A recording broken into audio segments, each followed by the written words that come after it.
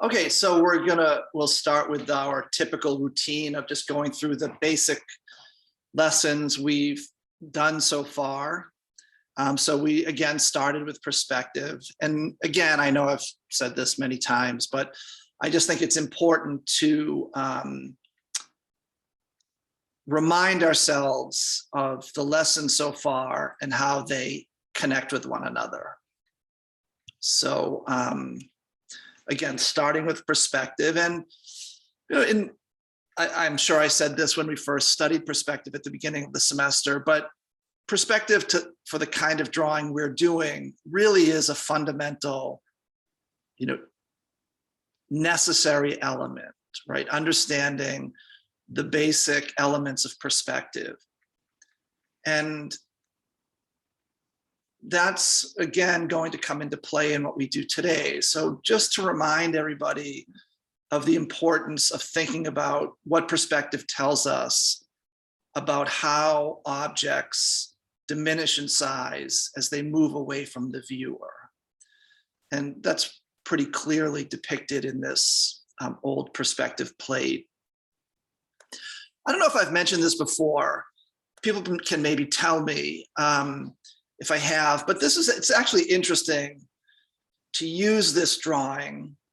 Not that it was interesting for me to choose it, but it just brings up an interesting aspect of perspective.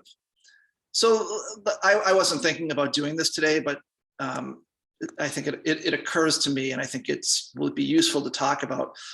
Does anything look off in this drawing? So perspective, as we all know, is supposed to be a tool that allowed artists to successfully depict the way the world looks on a flat surface. But perspective is actually not the way we see. And again, we probably went over this, but it's probably worth repeating that perspective is a tool that allows us to create a convincing illusion. But again, it's not really the way we see. Can anyone think of anything about what we have to assume about a perspective view that is pointedly different from the way we actually see the world?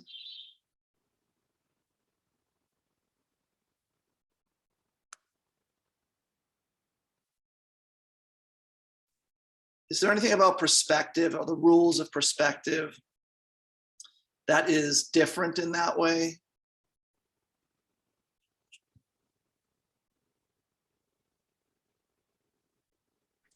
I feel like it applies to like a specific angle that the painting or drawing is like, drawn in. If it's like the person is looking up and is drawing, then the perspective would be like geared toward that angle.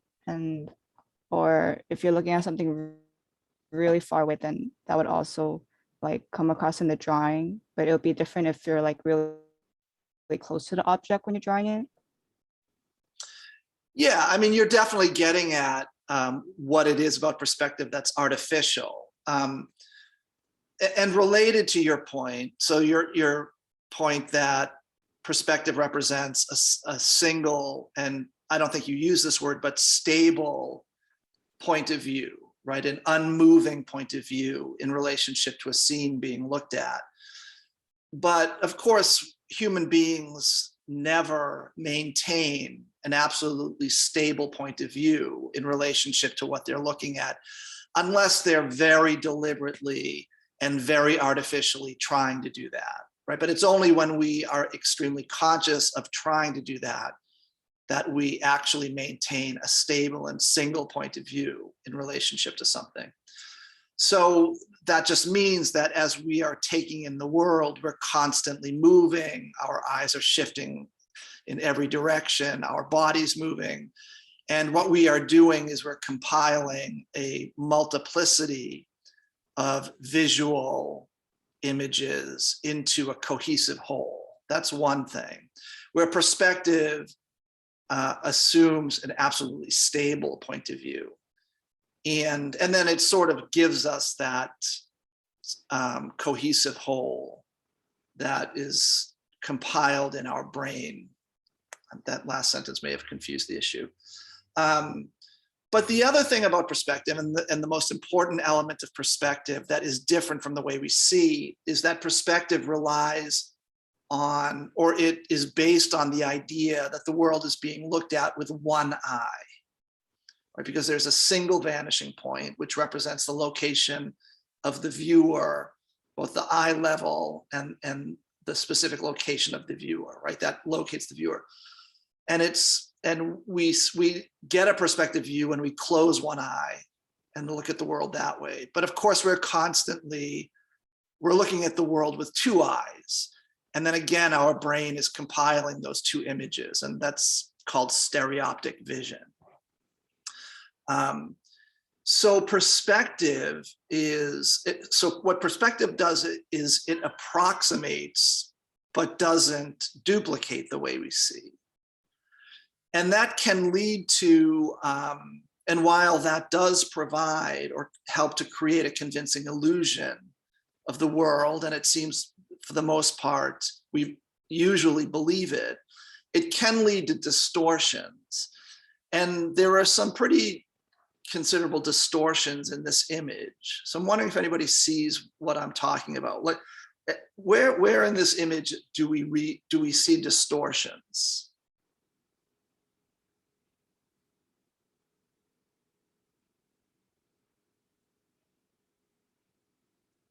Does any detail in this image seem distorted? What do you think, Jacqueline?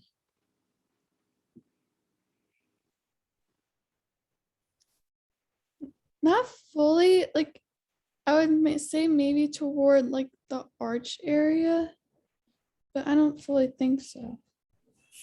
Sorry if you hear the washer. I'm sorry? Can you hear me? Because Yeah, like I'm next to the washer. Oh, no, I can hear you. Okay, and what do you mean, this arch or these smaller arches? Toward where the arch is, where it's coming towards us, the wall. Okay, Like I mean, right. that to me seems convincing. Other than that, I don't know. So if we're looking at, go ahead, Mackenzie. Maybe like all the way in the front, the things that the blocks are sitting on, the right one, it's like a, I don't know, some sort of basin of some sort, that like rectangle thing. The one on the right to me seems like, it would seem like they are supposed to be the same size and like identical, but the one on the right seems maybe a little bit shorter. And it also almost looks like it's blending into the floor in the back, as opposed to the other one where you can really tell it's raised. Like right behind where your mouse is, that like lip just kind of blends into the floor. Yeah, that's true. That's a kind of, that's a flaw. In a sense, that's a flaw in this drawing. The fact that the artist made the contour of the far edge of this block and the front edge of these tiles the same line, that becomes confusing. That's true. You know, like most artists would have made this line overlap slightly with this, so Right. there wouldn't be that optical confusion. I know other people raised their hand. For some reason, I can't see it. Mabel, who else raised their hand? Just let me know.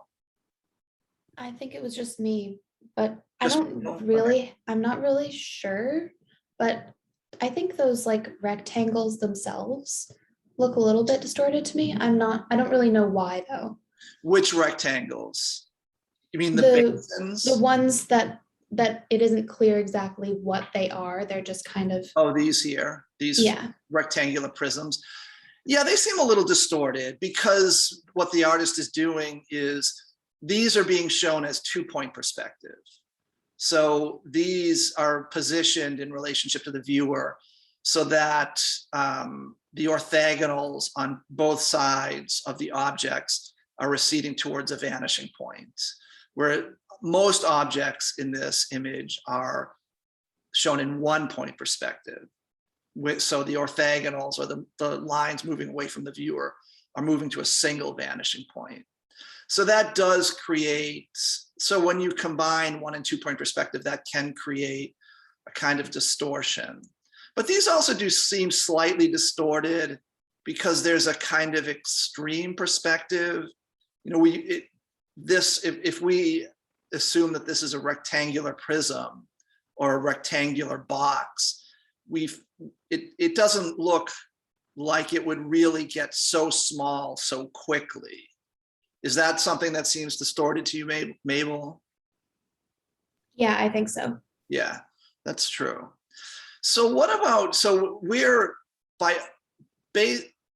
from all the information given to us, as we look at the floor in this part of the drawing, right, just below the horizon line, we assume that we're looking at a floor that's made up of squares, of square tiles, right? And that's a kind of classic device of early perspective, where artists use square tiled floors in order to clearly show perspective. But do these look like they're square tiles in the lower left? So if these look square, do these look like they're the same shape? No. Yeah, they don't, right? These look like, if we move from here where we assume we're looking at squares to here, it looks like we're looking at long rectangular tiles. So the further you move. And wouldn't it make more sense for them? Go ahead. Wouldn't it make more sense for them? I feel like if you were actually standing in this scene, the ones further away from you would be the ones that would look more distorted, because then like they're kind of, I feel like they would look more elongated like they are on the left when they're further away. And when you can see them, when you're like basically on top of them, they would look more square. So shouldn't it be the opposite? Yes. So that's why, you're getting at exactly why distortion happens. Because if we were actually on this scene and we were looking at square tiles in the distance, they would look distorted because of the way we perceive objects in the distance and the way light travels from those objects. Whereas if we were seeing the objects closer to us, we would be looking more or less straight down on them. And so in other words, what we would be doing is shifting our point of view from the direction of our gaze that has to be used to take in these objects compared to the direction of our gaze that we would have to use to take these in, right? We couldn't take them in with the same view. If we were looking at these squares, then these squares here at best would be, in what we call peripheral vision. And we would have only a kind of dim sense of them being there. In order to see these squares, we would have to shift our head. And the same thing with these. So if we were looking at these squares, we would then shift our head to see these, and we would be looking at them with an entirely different vanishing point, maybe even a slightly different horizon line. So the further away from the vanishing point that objects are depicted, the more distorted they get. So usually artists would not show us a scene like this. They would control the image more so that we're not actually seeing objects so far to the left or to the right of the vanishing point. And some artists actually have multiple vanishing points in order to correct for this. So that's a much longer discussion than I wanted to have, but it just gets at the fact that perspective is a fundamental and really necessary tool for the kind of drawing we're doing, but it's also an artificial system. And it's always best to know that so that you know how to use it. Okay, so anyway, thanks for the comments, everybody. So, okay, moving on from perspective and these exercises we did to applying simple perspective to an observed still life, a simple still life of simple geometric forms, thinking about perspective in terms of notional space or conceptual space, and how we can conceive of three-dimensional objects in a sense being embedded within that space. bringing all that information together to a more carefully observed linear still life using line weight. Last week, we talked extensively, or 2 weeks ago, we talked about light and shadow, applied it to both simple forms and then more complex forms, and then used it to do our own drawing of simple forms in space using the elements of light and shadow. Now, something I'm going to talk about in a few minutes and want to emphasize here, from this point forward in the semester, people should make sure they are thinking very clearly, and I hope everyone's paying attention. This is an important aspect of what we're going to be doing. In order to study light and shadow the way we are studying it, you always want to be using an absolutely clear form shadow on the object you're drawing. So remember, this is the cast shadow, and this shadow shape on the egg is the form shadow. You always want to light your object so that you have a clearly visible form shadow. It's much more difficult to do a drawing like this if there is just a little sliver of a form shadow. It's possible, but it's much more difficult. So notice here on the egg, the form shadow is probably 1/4 to 1/3 of the object, maybe 1/4. So make sure you always have the shadow on your object at least 1/4 or 1/3 of the object. And I'll talk about that when we talk about lighting the object for this week's assignment. So we moved on from light and shadow and in a way stepped backwards, but really a better way to put that would be we clarified what light and shadow is supposed to do with us by drawing plane objects with a planar conceptualization. And we're going to take all of that information that we've learned so far and apply that to a more fully developed drawing. So this is a drawing by a student at a contemporary alternative art school. I think it's fair to call it that. It's a kind of art school I've probably referred to at some point in the semester. They call them ateliers. And atelier is the French word for studio. It's A-T-E-L-I-E-R.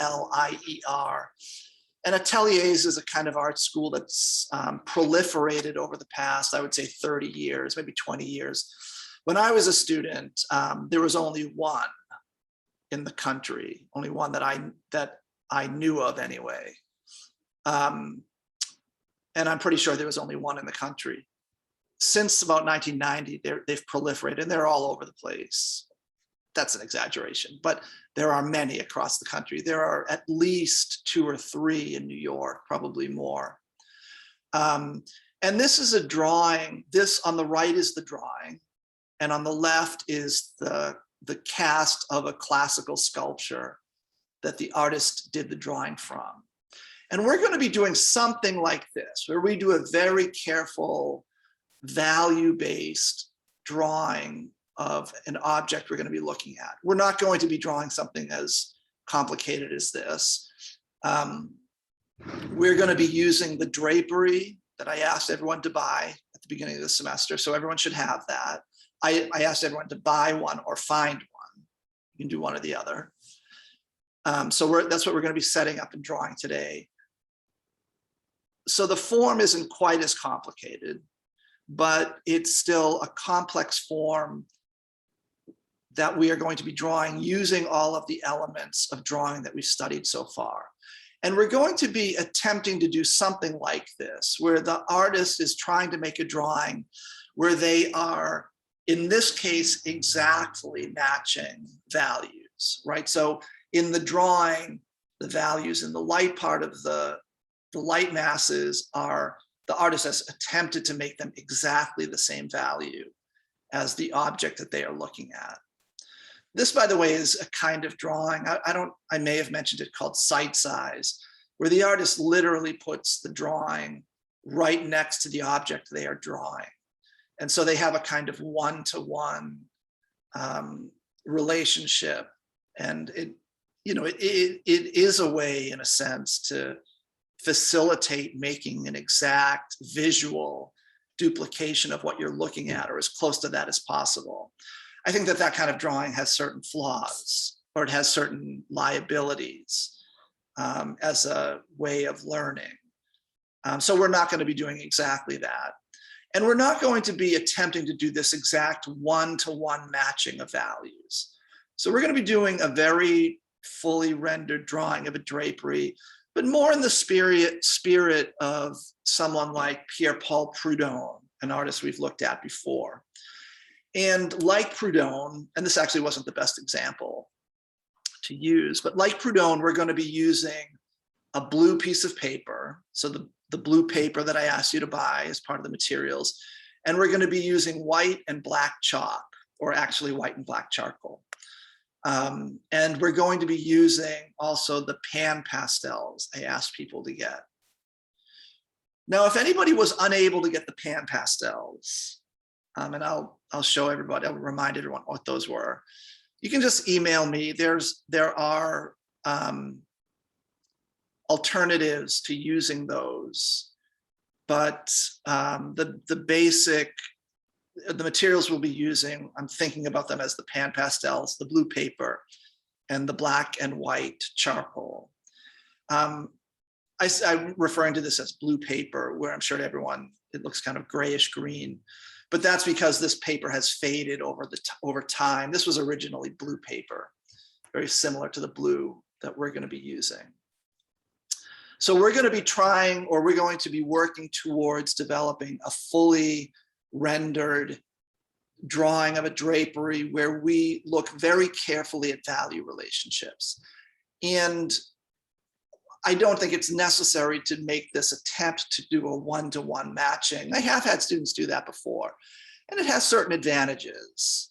But we will not be doing that here. We're going to be doing something closer to this. I'm repeating myself now. So this is a very famous drapery drawing by Leonardo da Vinci. And it's a study for a painting that I actually think I think he was a very young person when he did this, actually a student of his teacher, who was Leonardo's teacher. That's terrible. I should remember. I'm forgetting. But I believe he did this drawing when he was, no, I may be wrong. Okay, I'm gonna stop giving the history because it's cloudy to me now. Anyway, Leonardo did this drawing of a drapery. And we're going to be aiming for this kind of clarity and fullness of rendering. And something I want to really emphasize emphasize as part of what gives this drawing its absolute clarity is not only how successfully it is rendered in a full range of values. So we're going to be attempting to do that. And when I say a full range of values, what I mean is this drawing basically goes from black or near black to white, right? And then an infinite number of values in between. So that's the same kind of approach we're going to be taking to this drawing. So it has a certain clarity in terms of the detail it incorporates, but it also has an absolute clarity of planar structure. And that's something I want people to be very conscious of as they're doing this drawing. So what do I mean by that? So let's look closer at the drawing. So in this detail, not only is this part of the drapery beautifully rendered, again, in terms of a full range of tones, but look how clearly we have a sense of being able to move through space. So on this part of the drapery, this long kind of hammock-like fold, we read that very clearly as a flat planar surface that's moving backwards from this point, all the way to where it disappears under the overhanging fold here.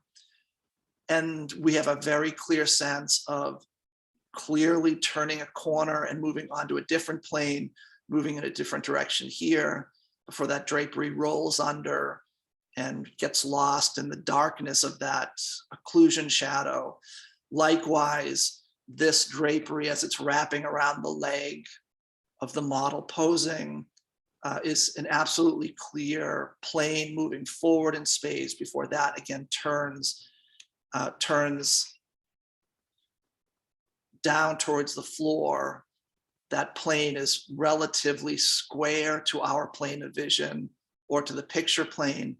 So every part of this drawing, this top, again, this also hammock-like fold, has an absolute clarity of planar movement, right? We know we could put our hand on that part of the drapery and our hand would be relatively parallel to the floor plane. Whereas if we put our hand on this part of the drapery, it would again be closer to parallel to our plane of vision. So we want to start, or we want to always construct our drawings so that that clarity of planar structure is retained, even as we continue to build up more and more detail. In the case of today's drawing, more and more detail in terms of a full range of values, again, from white to black. This is another drawing, this is not by Leonardo. I actually forget who this is drawing, it's by, that's my second strike today. And then finally, I want to show an image from a drawing book, actually a really good drawing book. It's on the bibliography on the syllabus, if anybody's interested. And if anybody's interested, I can actually send you a PDF of this book.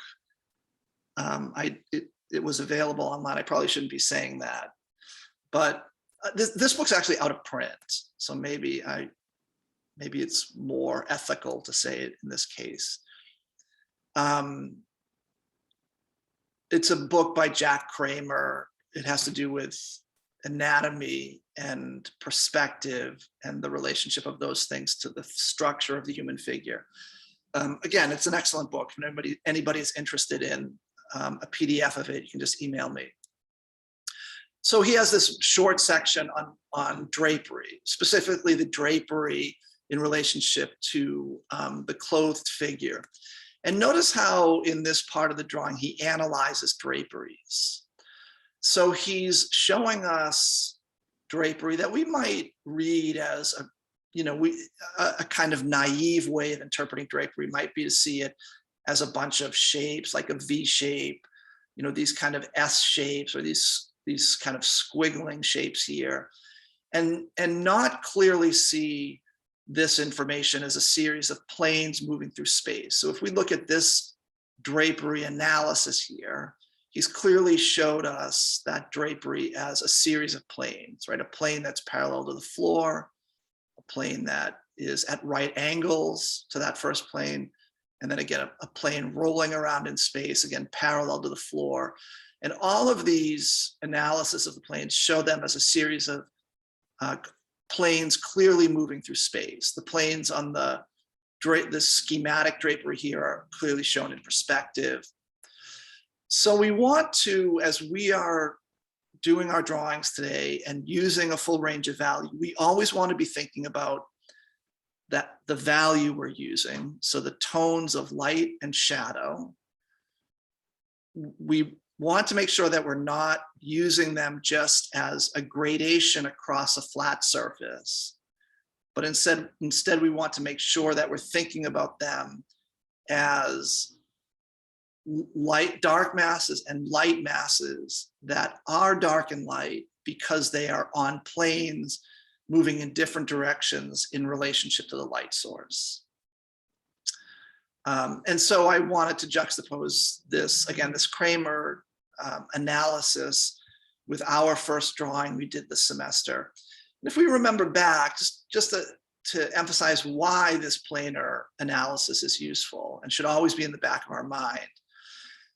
Again, once we understand some of the basic rules of perspective, we can relatively easily make objects that convincingly, or that seem to convincingly move through space, right? So if I take an idea of a box and I draw it applying those basic rules of perspective, the way the the objects will diminish in size as they move away in space within that perspective plane. It's relatively easy to draw those objects so that they are convincing objects in space. And so we want to take that basic understanding and always apply it no matter how complex the object is that we're drawing. So we're going to take those basic elements of perspective as the kind of first fundamental underlying way of conceiving of the object we're drawing and apply those basic rules to more and more complex objects. And we'll be doing that as we deal with the object we're drawing today. Okay, so before I move on to, let me just tell me something. If I stop my video here, can you still see the image on the screen? Yeah. Okay, so before moving on to our demo, I want to talk about how to set up your drapery and emphasize how to light our objects so that we always have a clearly visible form shadow.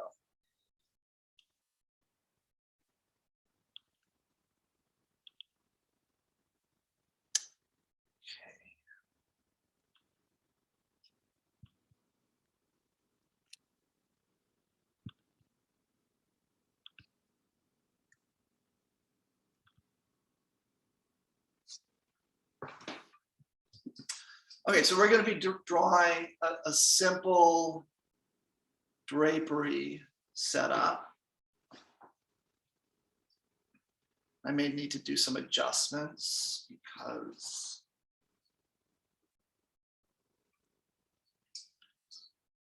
today, for whatever reason, that camera is really blowing out the lights. Let's see if I can, I'm going to see if I can make that better.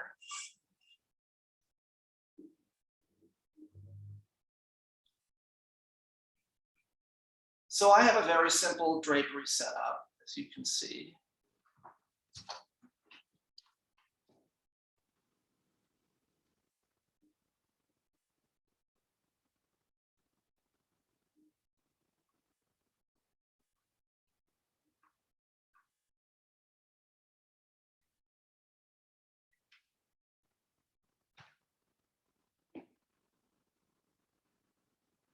That's a little better.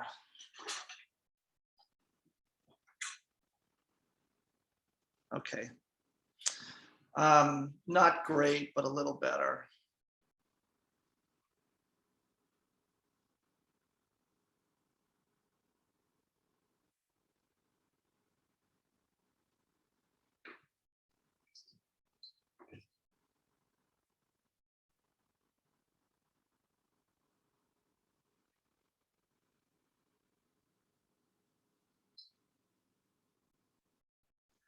Okay, I did all that, but now I'm going to move the camera again. All right, so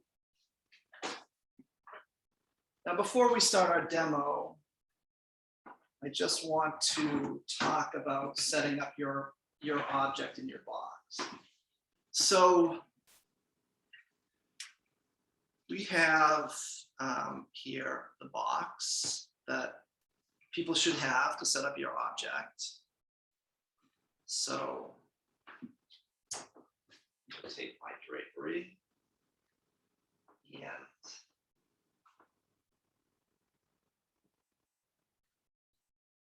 so I'm going to just set up a drapery in the box like you all will be doing. And then you need to light it, right? So the lighting is a very important element of what we're doing. So you're going to be taking something like this clip light and you're going to be lighting the object. So again, my camera is so bad that this isn't even, as I'm looking at this in the studio, it's not even that bright. So I don't know why my camera's blowing it out. But a problem with, particularly with the drapery, is you set the object up in your box, and because of the walls, the place you put your light is relatively close to the center of the object. So you're getting a totally flat light. You're not getting any form shadows.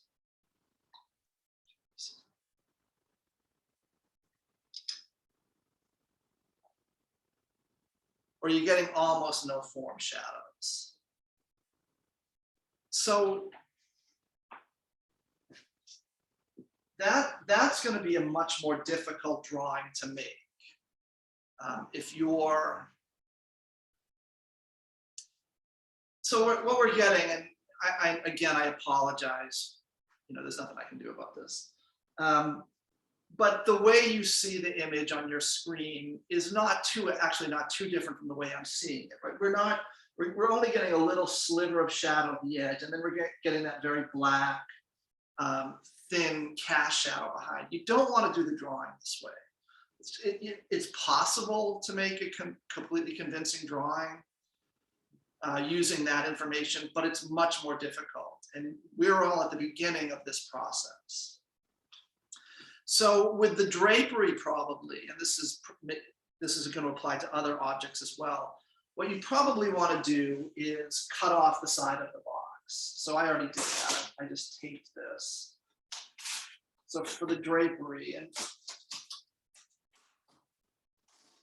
cut off the side, or you could cut a hole in the side of the box, but it might be just easier to cut off the side of the box. And that will then give you the opportunity to light the object more from the side. And so when you light the object more from the side, you can then clearly see form shadows, right? So unlike before, where we just had the object blasted out, right, where all of the elements on the object were illuminated, now we have a clear form shadows. Right? So the form shadows are the shadows that are on the object itself, as opposed to the cast shadows. And you want clear, discernible, unmistakable form shadows on your object. So it's probably going to be necessary to cut off the side of the box so that you can have the light coming clearly from the side, and not sort of from the side, but also sort of from the front. And it's going to be much easier to do your drawing. And that's going to be the case for everything we draw this semester, or everything we draw for the rest of the semester. You always want a clearly discernible form shadow. I have seen a couple of drawings, or several drawings people handed in of their eggs that, and I maybe it's my fault, I didn't explain this clearly enough, but the drawings are essentially lit from the front with a little sliver of form shadow. So from here on in, make sure you have a clear form shadow. And also, for the most part, you want to try to light objects from above. If you have the light somewhere down here, if you just have it kind of like resting on the desk that your box is on, you generally get a less helpful shadow situation. I guess that would work. I know you can't see it. I guess that would work okay. But generally try to light it from above, but definitely clearly from the side. So you have an unmistakable form shadow.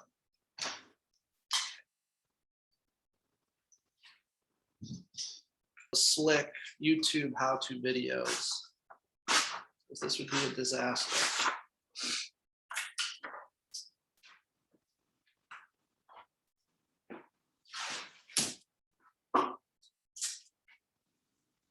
I think your descriptions are better than the videos, not gonna lie. Oh, thanks. I appreciate that. No problem.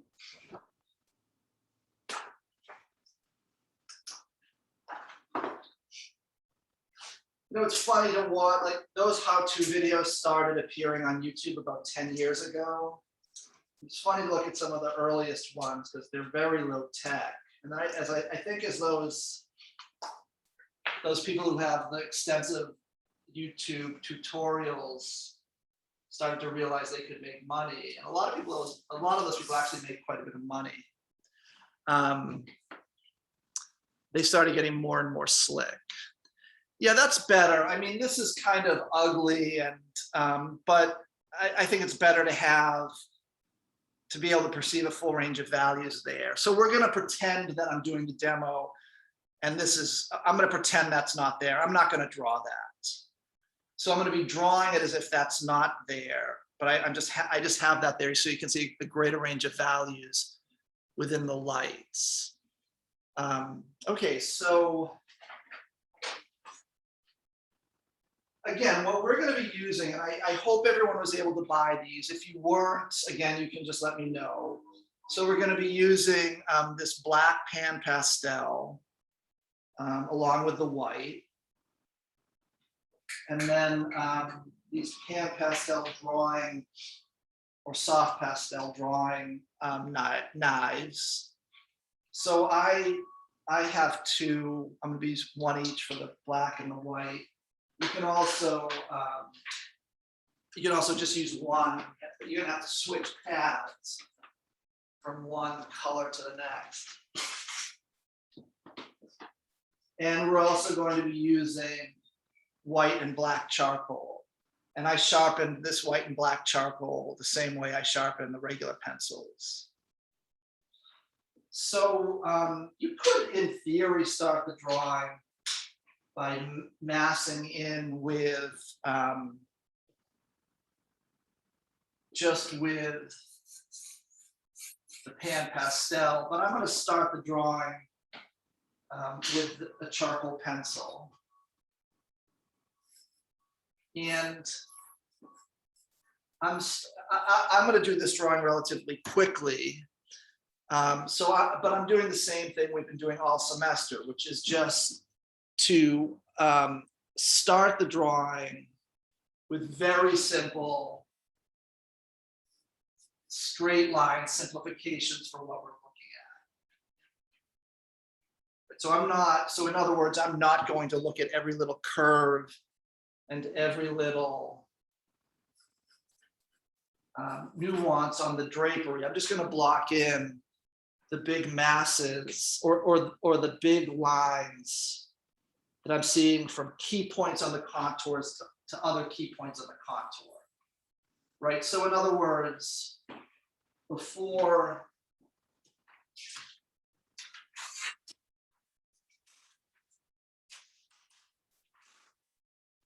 getting involved in all of the curves and small details on that, I'm reducing that contour, simplifying that contour into this straight angle.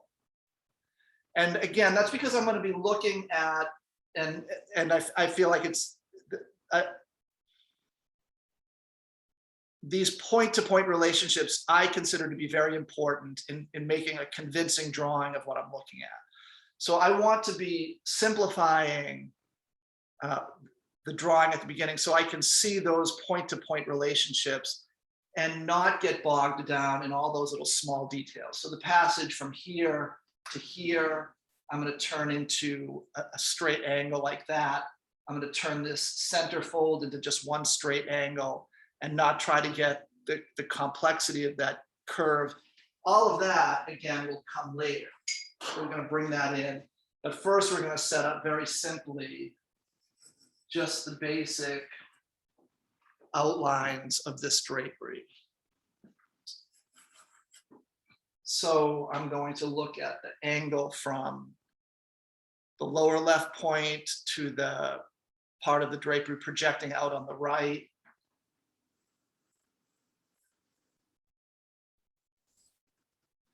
And if we simplify into those basic elements, we can do that. We can block this in and get a pretty convincing depiction of it pretty quickly.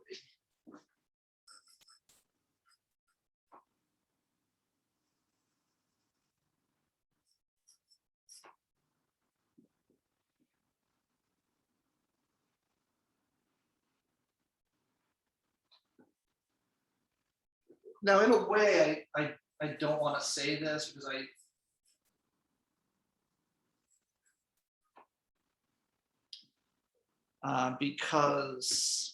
don't want to give the wrong idea, but this approach that I've been advocating for this straight line approach is not without its problems, and this is not the way, I'm sure people know this is not the way artists are always taught to draw. And it's not even the way artists are always taught to draw when the objective is a kind of classical, traditional representation of whatever it is we're looking at. In fact, if you look at old drawings, let's say some of the oldest drawings we've looked at by Michelangelo, Raphael, there's no evidence that they ever started drawings this way. You don't see this straight line approach until about the middle of the 19th century. And the drawback to it is you can, if you overdo it, you can lose a certain energy to your drawing, or a certain kind of organic vitality that comes from seeing curves and that sort of thing. And I'll be totally honest with you, when I'm doing my own drawings, I don't draw this way anymore. But I think it's a really helpful first approach to drawing. I think it helps you see certain relationships very clearly, relationships that are important to establish, and it helps you see them without many of the things that are very distracting, that you can easily be distracted by when trying to make sense out of very complicated things we're trying to draw. So I think it's just, I always think that kind of full disclosure is always important when you're teaching. I remember one of my best English teachers in college said without any equivocation, he said this absolutely, that every single paper you hand in, the first sentence has to be the thesis sentence. He said it was, in a kind of absolute way. And that was really helpful for me in learning how to write a paper. Really helped me clarify my thoughts. But of course, that's, if you look at advanced writing, whether it's academic writing or creative writing, that's rarely the case. But it was very helpful to me.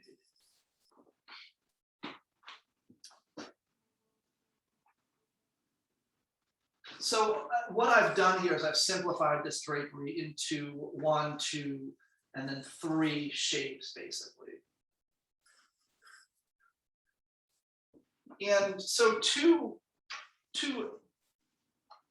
things about simplifying, or 2 additional things about simplifying the object and the way I've done it into these series of straight lines is we first of all are able to accurately represent the angle, right? The angle from top to bottom, or from any point, from point A to point B, anywhere in the drawing. The other thing these straight lines do, so when I make these straight lines, I'm doing kind of long gesture down the page. And part of successfully representing a drapery like this is getting a sense that this is soft, malleable fabric that is strongly influenced by gravity, right? So the reason we're seeing these shapes is because gravity is pulling that drapery down, and it's giving a sense of weight to the drapery. And the lines I'm using to make these long sweeping contours, when you make a long sweeping contour, as opposed to, let's say, trying to trace around every little bump and hollow we see, we suggest, that long sweeping contour suggests the pull and the weight of gravity. And though drawing is a way of depicting tangible things, like a white drapery folding in a certain way, that's one thing drawing does, it depicts tangible things. But certain ways of approaching drawing also, you can also depict those things that are intangible, that are there but not clearly seen. So like a sense of gravity or a sense of weight, right? And so the way we use the tool, the way we use the marks can start to suggest those less tangible things. So that's another strength of doing the drawing like I'm doing it right now.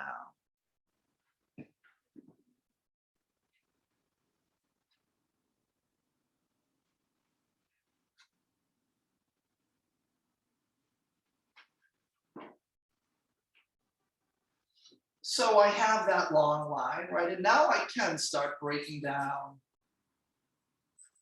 the drapery into those details. You know, and I can do that either very fully or I can do it partially right now and continue to add those details as I develop the drawing. I'm going to indicate where this seam is.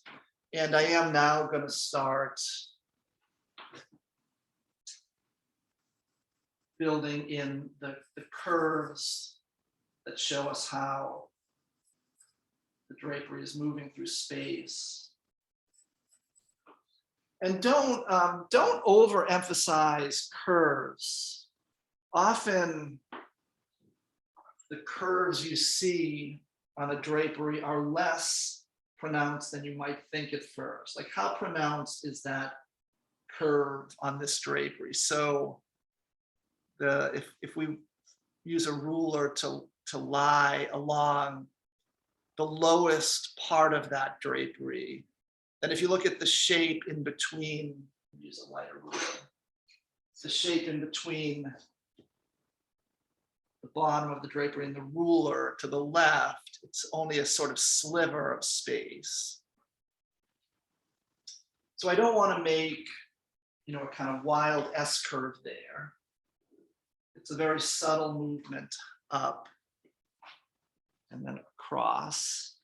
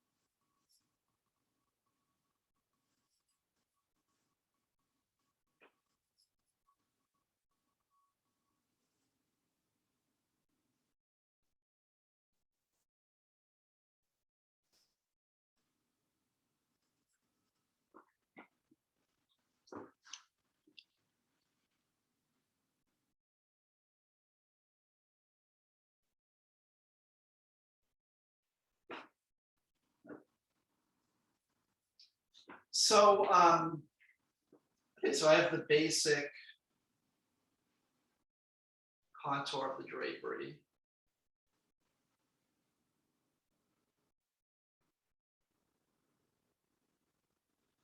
So now, like, just as we've been doing with everything else we've drawn, I'm going to map in the shadow planes or the shadow shapes. So what do we have? We have a kind of complexity now of light and shadow shapes. And by the way,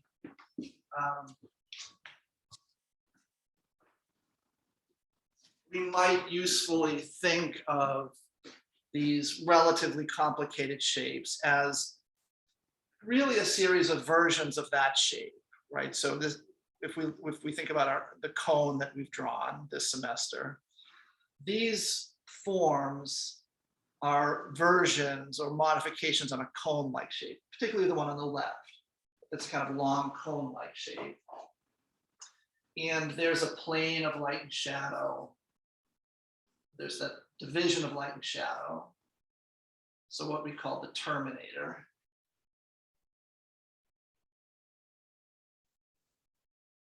Right around here, right? So we have a relatively narrow sliver of shadow along the right-hand side of this volume, right? That left-hand volume. And I think that based on what we've learned so far, people can probably clearly see the light mass, the dark mass, and you can hopefully start identifying now core of the shadow, reflected light, halftone. We don't really see highlights on this because it's such a matte surface, but all of those basic elements of light and shadow, I think people can see. And I'm just mapping out where that division of light and shadow is.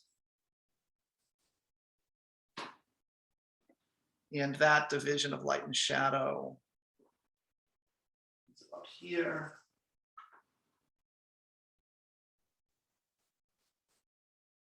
And again, please, just like always, if I do something that anyone sees or doesn't see what I am seeing, please let me know. Another thing related to the straight line approach to blocking in a drawing, this mapping out of shadows, of lights and shadows, is a way of, starting the process of really understanding how light and shadow works. But this is also something that you can continue to do this if you want, and it's a way of drawing that seems useful to you. But certainly not all artists do that. Some artists go right into just massing in what's often called massing in the lights and shadows.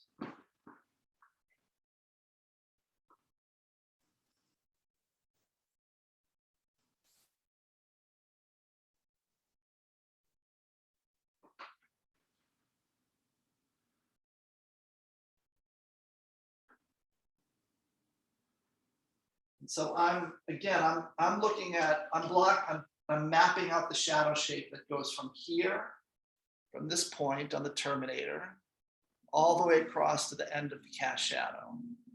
So I'm not going to trace out the differences between the core of the shadow and reflected light. I'm just mapping out that big shadow shape. And in the case of our drapery here, that shadow shape is a kind of long,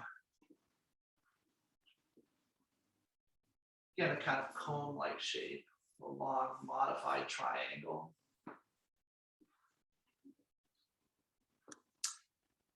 And then we have the shadow shapes on the far right volumes.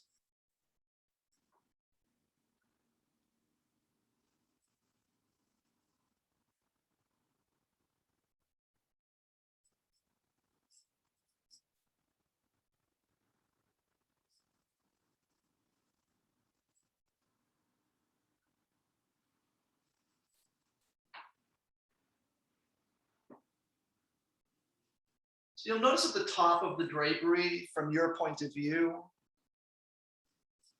the shadow shape on the right-hand side of the form becomes very narrow. But you still want to find that shadow shape. So no matter how narrow the shadow shape is, you want to have it in your drawing.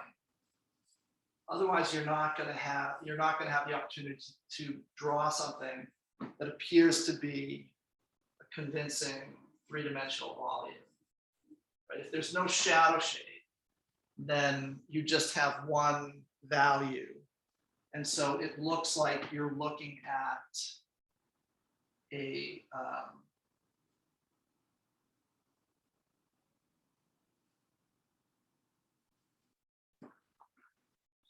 what am I trying to say? It looks like you're looking at just a flat shape with one value. I'm not going to draw the pin just because I don't want to get involved in that kind of detail and make this demo any more torturous than it has to be. But you can certainly draw your pin.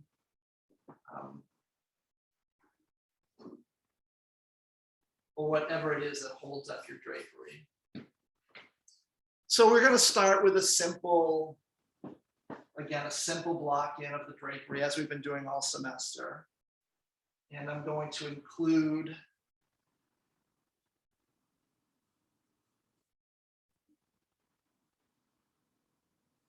or I'm also going to map out the cast shadow.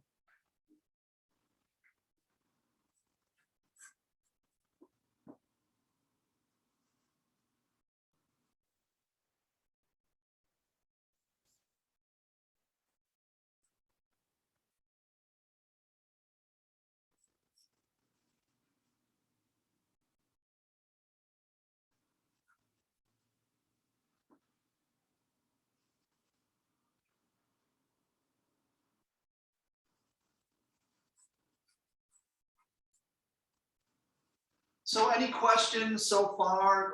Does everybody understand what I'm looking at and how I'm interpreting the drapery and the light and shadow so far? Okay.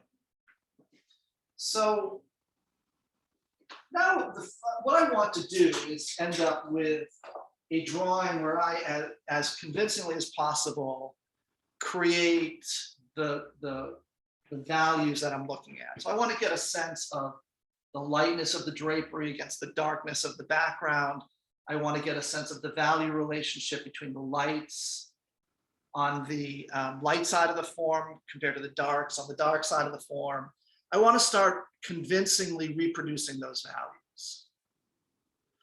So if we were to do that with a piece of white paper and black and graphite pencils, we would have an incredibly laborious task. So this is a way using white and black pan pastel and then going back into that with charcoal pencils is a more efficient way of getting that full range of values. So I'm going to open my pan pastel. I'm going to start with the black. I'll start with the shadows. Be a little, be careful with these because this has never happened to me, but I'm waiting for it to happen.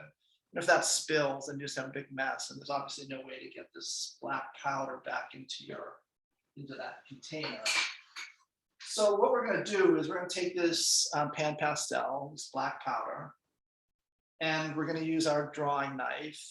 And we're in a way using these drawing tools as if we're painting.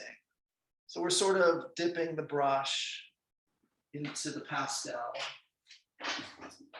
And then I'm just going to very broadly lay in a kind of middle value, the darks. And I'm not going to be that concerned about making it absolutely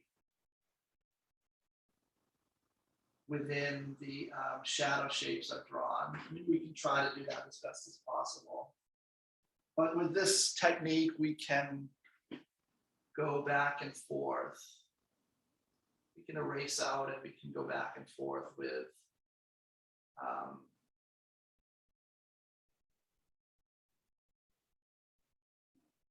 the white into the black. You can do a little bit of layering. It's not necessarily the best way to use this material. You can do some of that.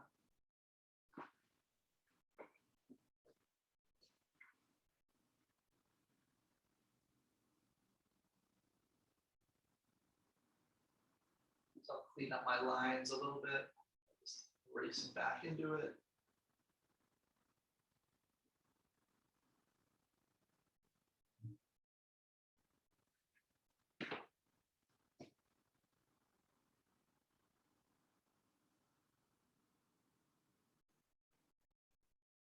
I'm going to erase out some of the darker marks. So I have a little bit more of a uniform value.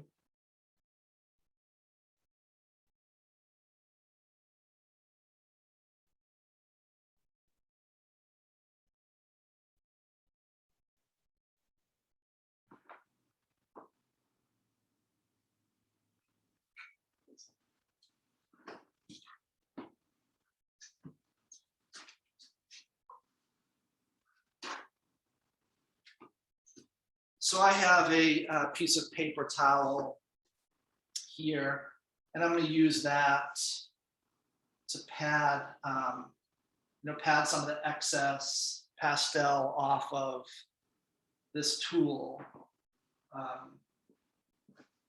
just so I'm not inadvertently going in and making very, very black marks.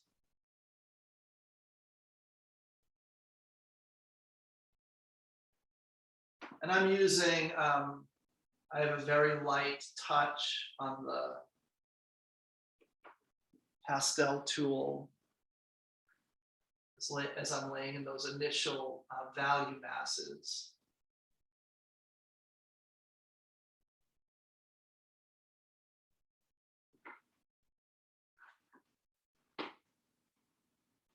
So again, I tap the tool into the pastel, and then I take a little excess off. And then again, just laying in with a light touch.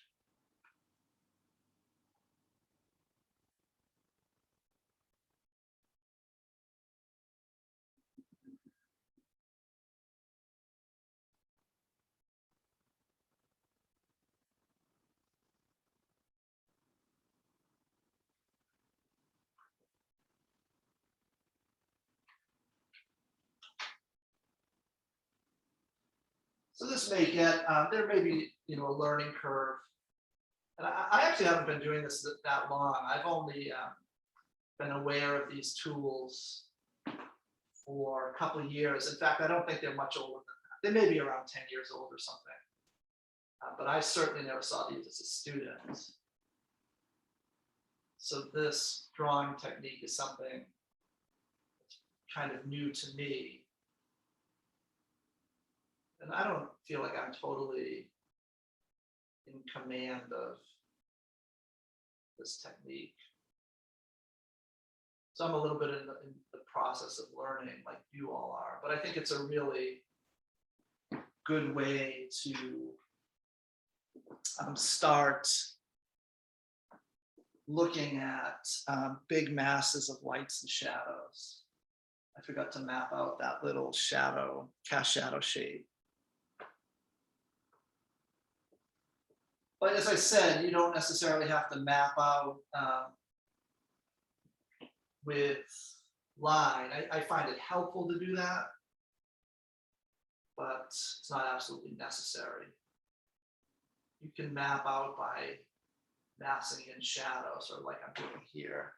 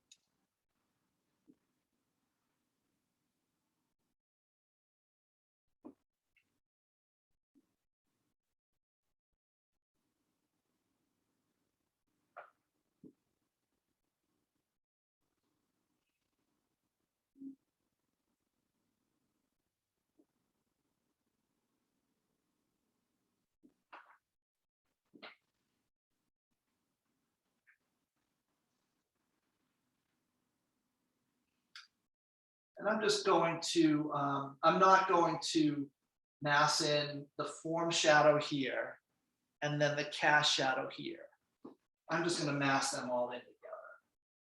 And then I can go in and by bringing in reflected light, core of the shadow,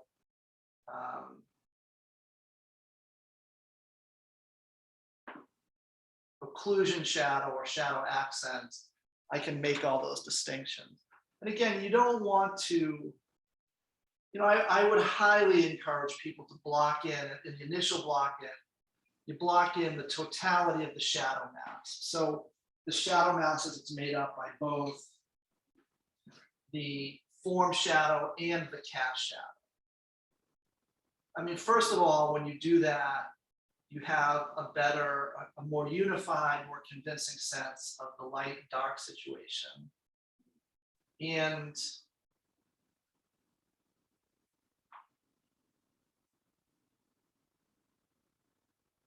it gets you away from a kind of like coloring in attitude or approach that we also sort of learned as kids. Way of dealing with light and shadow or color as a kind of like coloring in. Instead, you start seeing the big masses that are a really important part of making successful work, whether that's drawing or painting or three-dimensional terms, sculpture, whatever form we're involved in.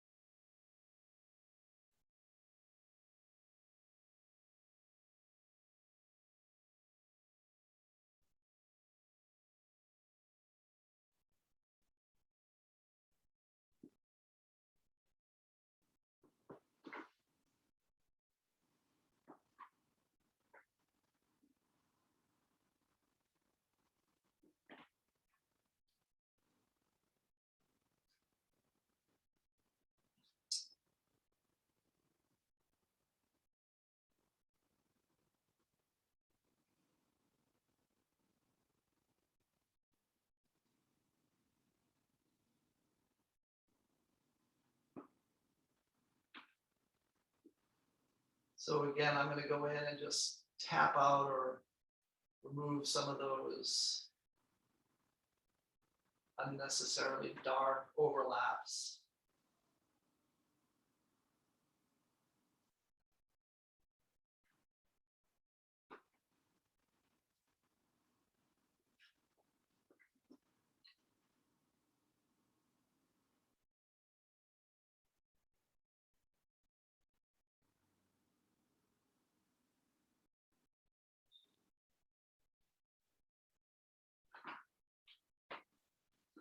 So I have a simple mass in of these big values, or I've started the mass in the big values by blocking in the darks.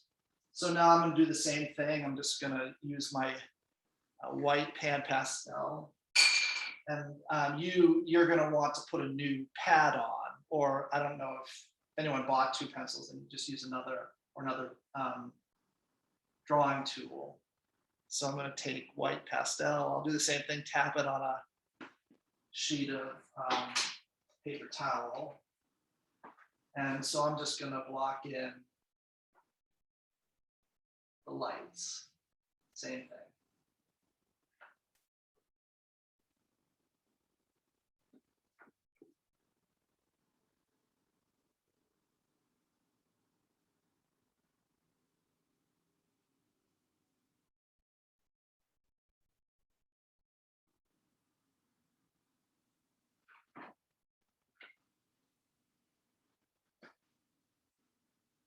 Just giving a kind of base of the light.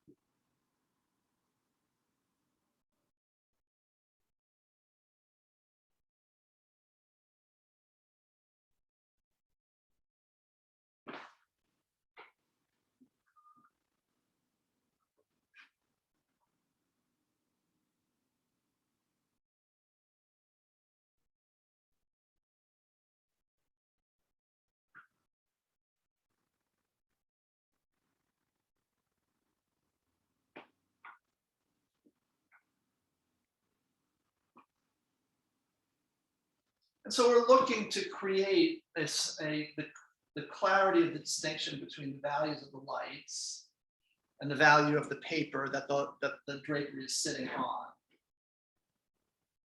So I want to get a sense of that difference.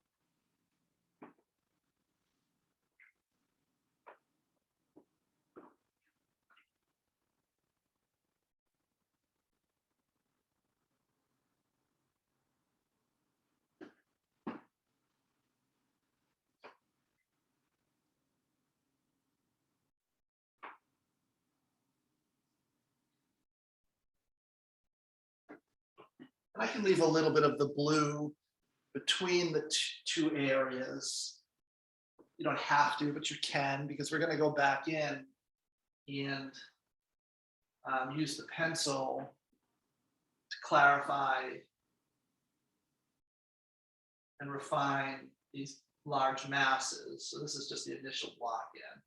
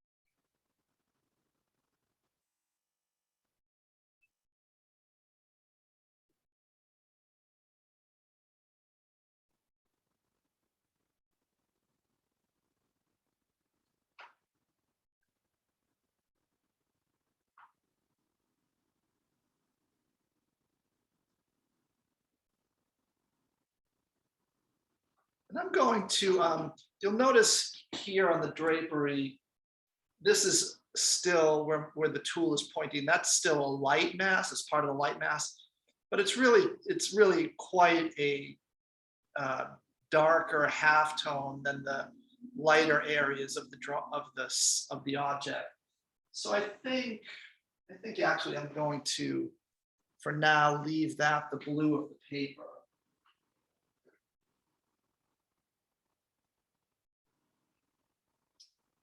It will eventually go in with tone. For now, I'm going to leave it as a simple blue of the paper.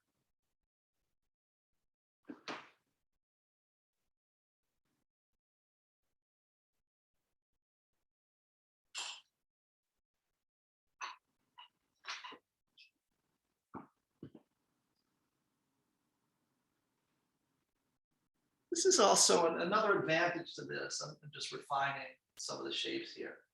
The advantage of this, it's a kind of bridge between drawing and painting. Because in a way, we're laying in tone the way you would lay it in when doing a painting.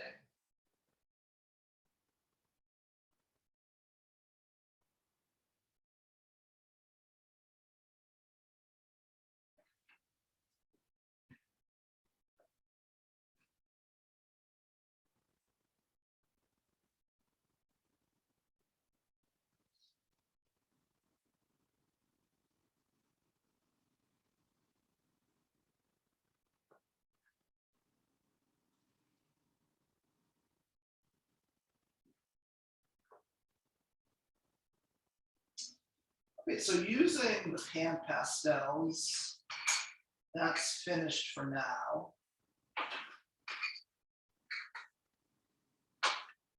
And now I'm going to go in with the more traditional drawing tools, my charcoal pencil, both my black and white charcoal pencil, and start to refine and build up those areas.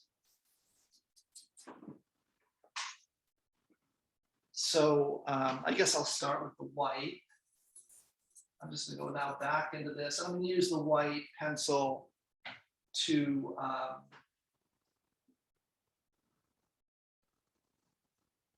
in a sense, knit together those tones, create a more unified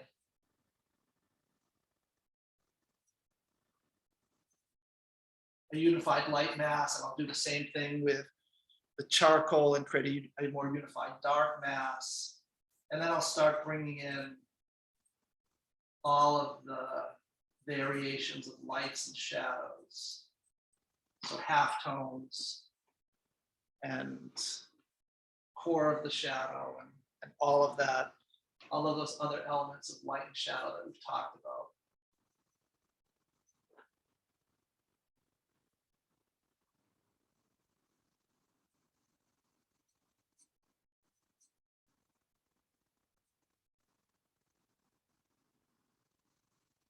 Again, any questions so far?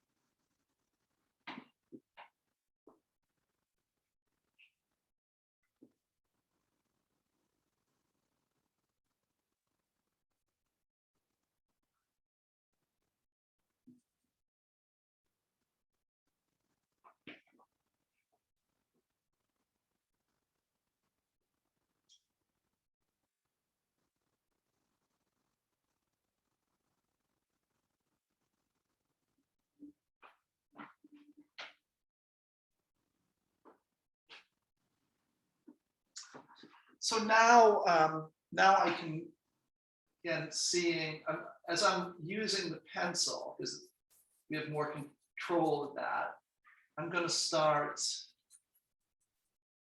clarifying those shapes of light and shadow. The pan pastel is a bit of a rough tool.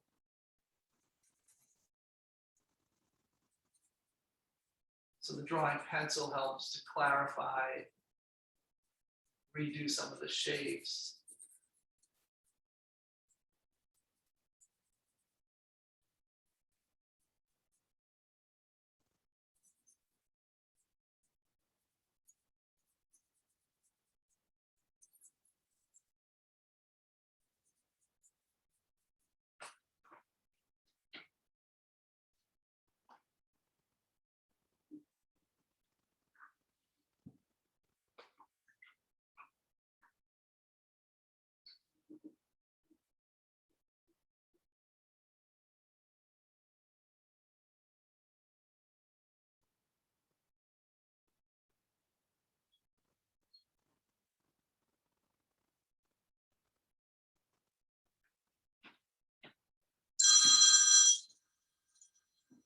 Sorry about that.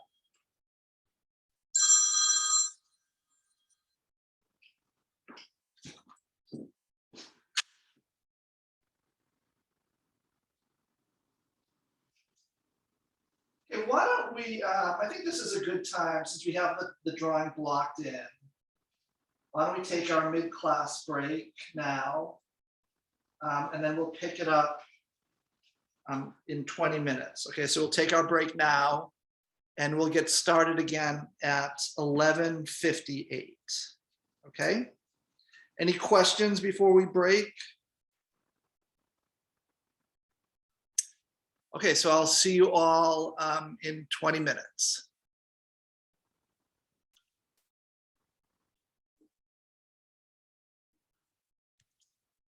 Hi, everybody. Can you all see the you can see the image, right?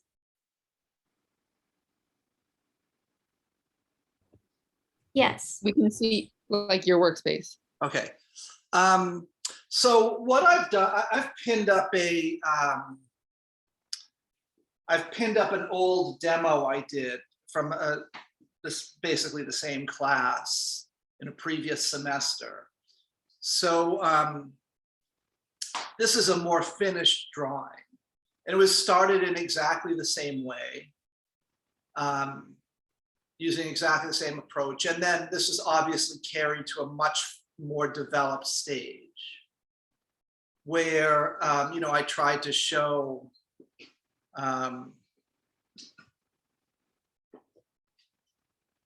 sorry.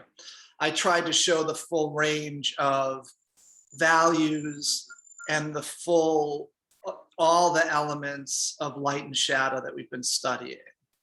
So we're going to be aiming to bring the drawing up to this level, to this same level of development. You know, there are some things, I have the same drapery, and by the way, people may have noticed this drapery is, I dipped it in fabric stiffener, so this doesn't move. But what's I gonna say?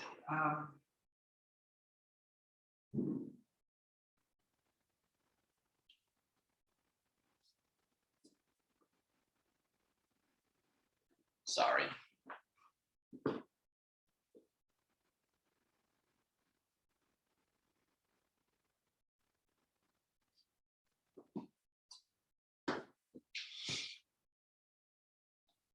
What was I saying? So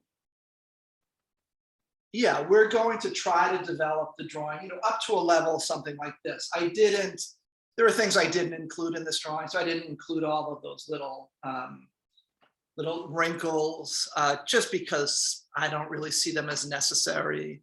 If someone wants to try to do that, that's fine.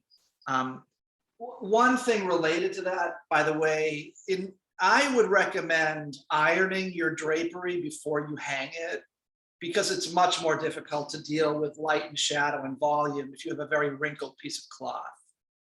So I would just recommend doing that. That's what I did.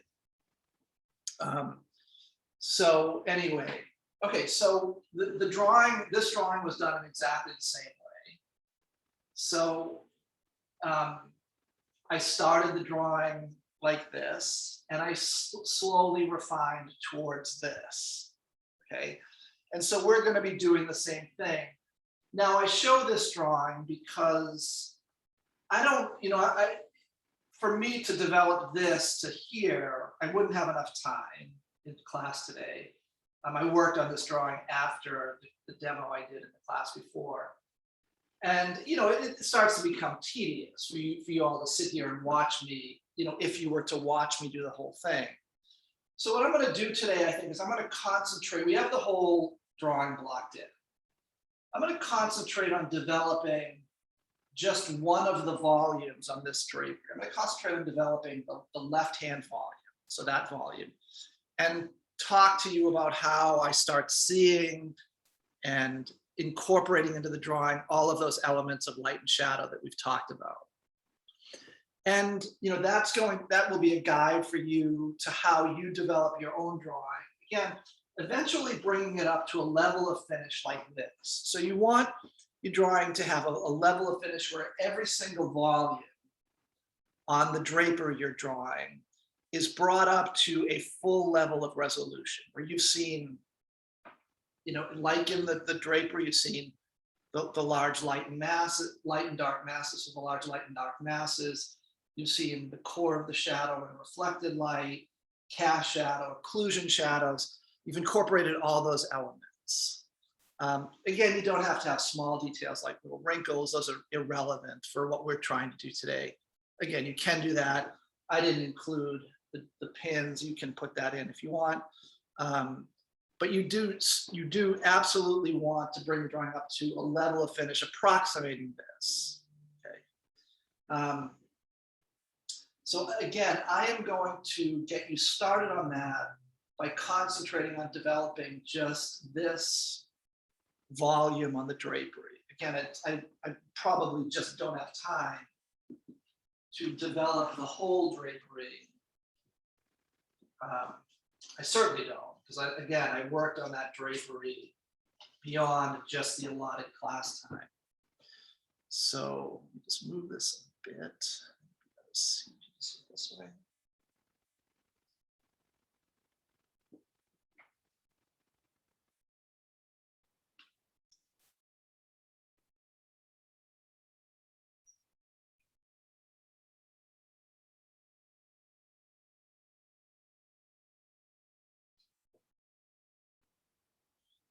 Okay, so I'm going to pick up where we left off. So what I'm going to do now is I'm going to be just refining. I laid in those very simple shapes of light and shadow. Now I'm just going to refine those shapes. In other words, make the shapes in my drawing a little bit closer to the shapes in the drapery I'm looking at. So if I look at the shape of the light and shadow up on this part of the drapery, I feel like in my drawing, I need to make the shape a little bit wider to the left. I'm actually going to take out some of the white that overlapped there and just go in with the pencil.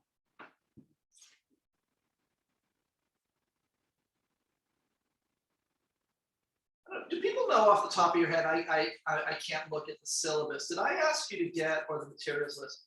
Remember if I asked you to get a B charcoal pencil? Anyone remember the specific letter? Or did I just ask you to get an HB?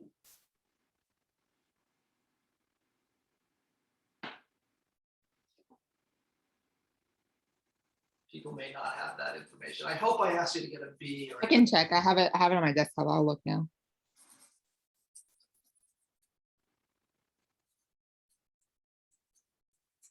I'm using an HB. You asked us for a white one, like I think just there's only one kind, and then a black 2B and a black HB.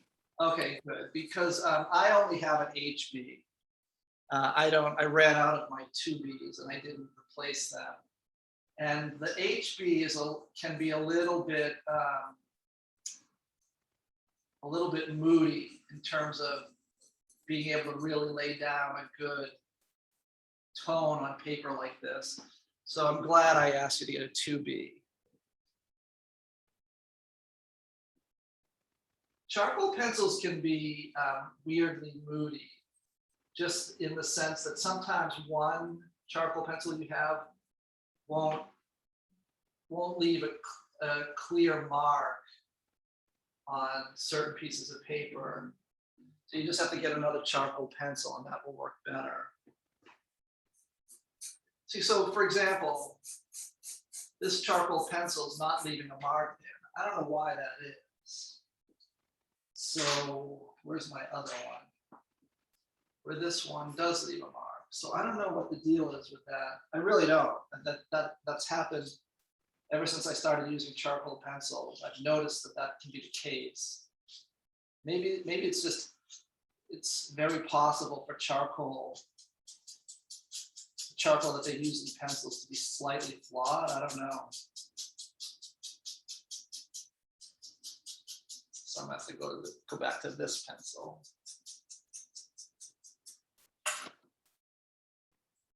Yeah, that's better. Oh, that's leaving them off.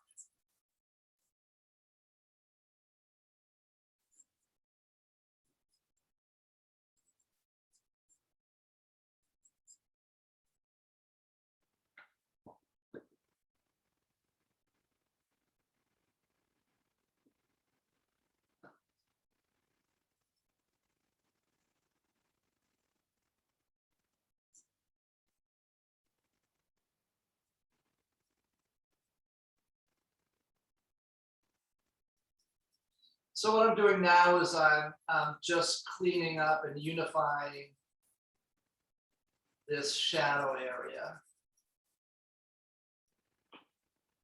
before going on and trying to develop it more fully.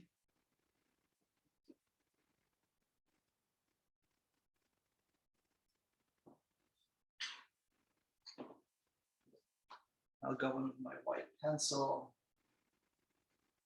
So when I say clarifying shapes, what I just mean is I'm going in and bringing that sort of simplified shape we started with into something that's more reflective of the specifics, meaning the nuances and all of the variations to that simple form as I'm seeing it in life. And I'm noticing on this, noticing now that because of the thickness of the fabric, especially where there's the hem at the bottom, we get a little edge. It's picking up light along the bottom, and I'm going to put that in. That's creating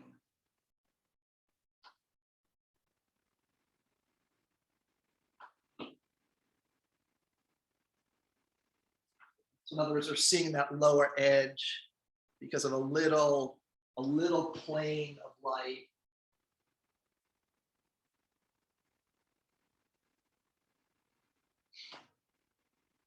Now that I've put that in, actually, I realize that that may not in the drawing work.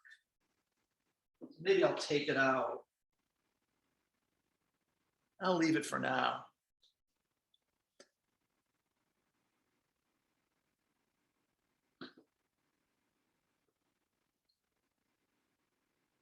So I'm also seeing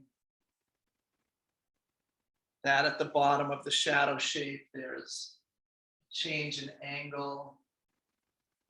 It's a slightly more rightward leading angle at the bottom of the shadow shape before we come up above the hem and start indicating the different turns.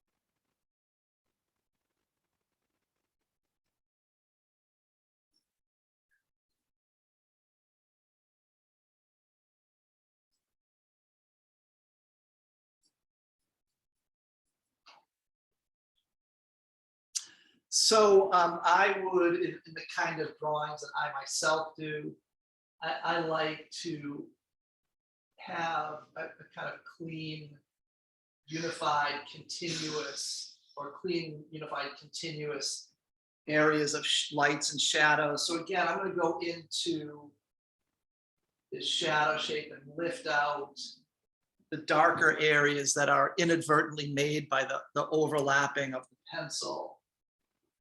Now, this is a little bit of a stylistic choice that's not necessary in order to create a successful drawing.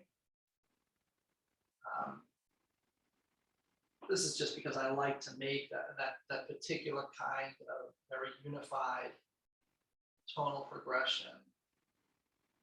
But if you're an artist where you're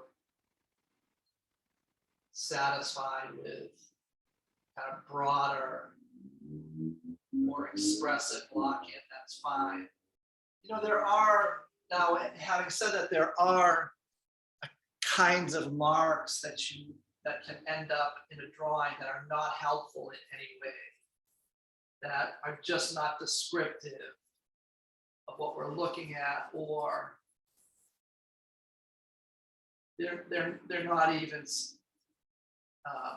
particularly expressive. So, you know, as you continue to develop your ability to draw, you'll start figuring out what marks work and which ones don't.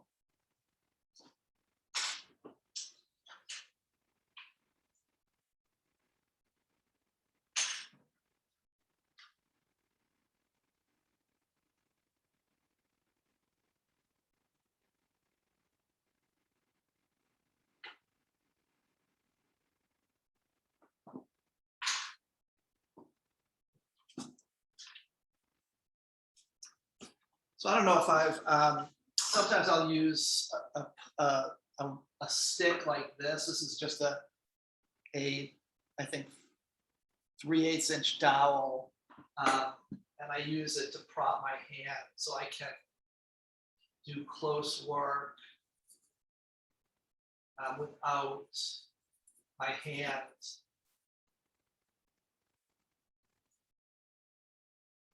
smudging the drawing. This is a tool that's been used by artists forever. It's called a mahl stick, M-A-H-L, which comes from the Dutch word for painter, which is maler, M-A-H-L-E-R.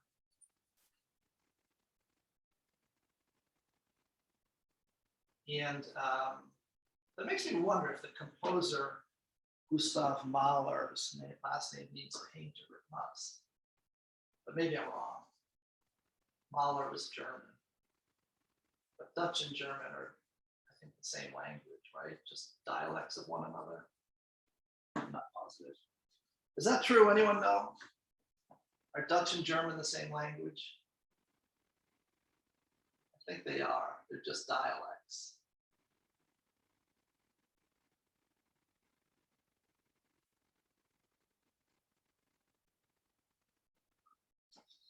Okay, so any questions about what I'm doing as I'm clarifying the shape? So that's the first step, clarifying those simplified shadow shapes. Shadow shapes and of course light shapes. So one you can't have one without the other. And I'm not going to demonstrate developing the central volume. Again, just for the purposes of time, but I am going to, just because the left-hand edge of this central volume is determining the shape of the shadow mass on the volume on the left, I will just clarify that. So seeing the shadow shapes is an important part of shadow shapes, and then the related light shapes is an important part of making a successful drawing like this.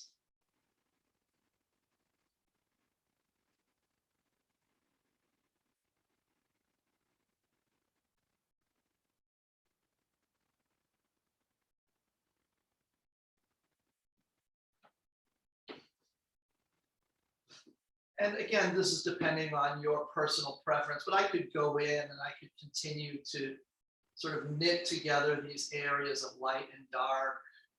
I could either do that as I'm developing the drawing, or I could do that now so that before I start the modeling, I have a completely unified light shape. I would more tend to do it as I would tend to continue the development, continue the knitting together as I'm developing the drawing.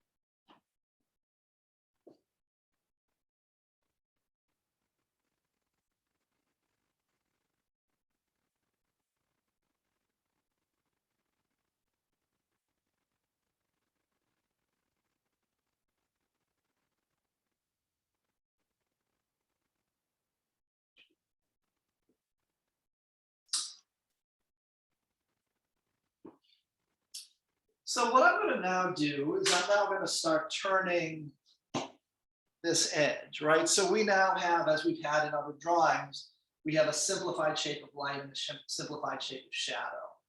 So I'm going to now go in and just start turning this edge. So what that means is I'm just bringing in that halftone and making that edge transition from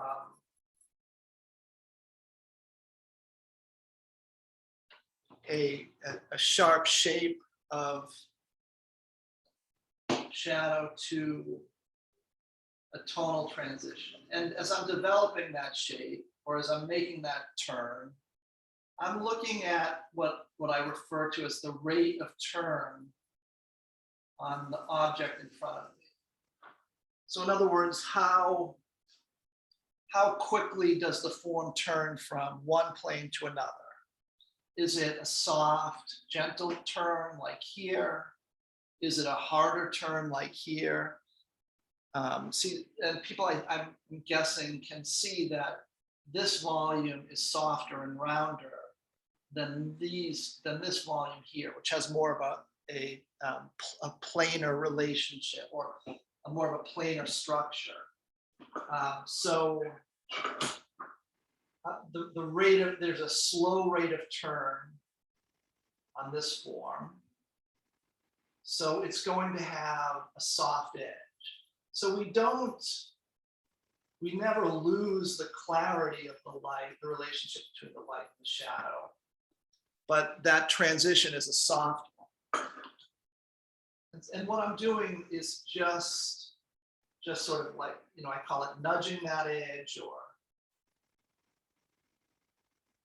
just gently turning that.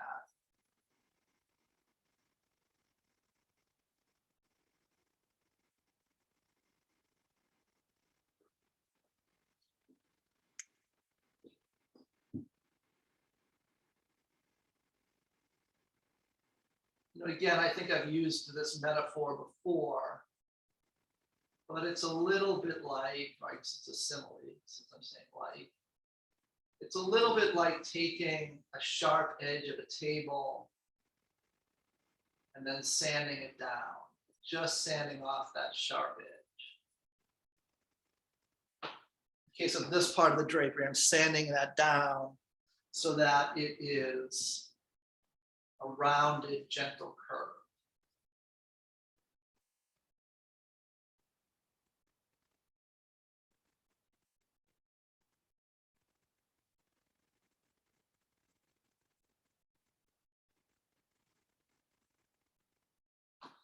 Parts of, the rate of turn might vary from one part of the form to the other.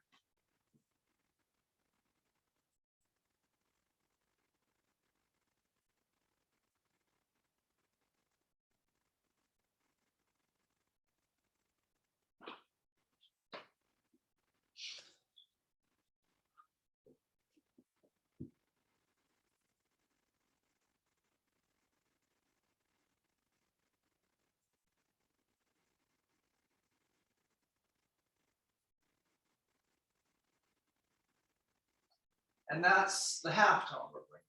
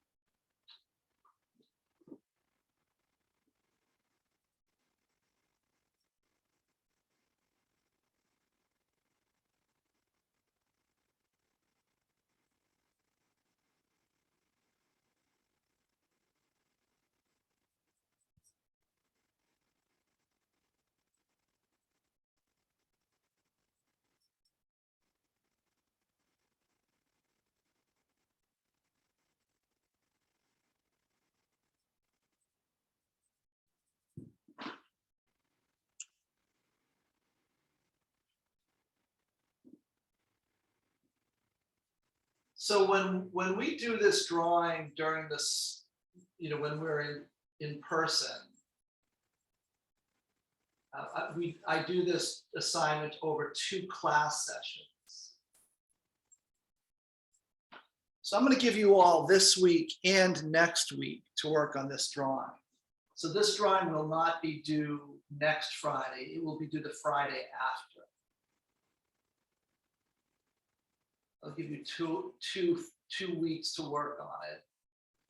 And to develop this drawing fully, to get the whole drawing rendered, you need the equivalent of 2 class sessions.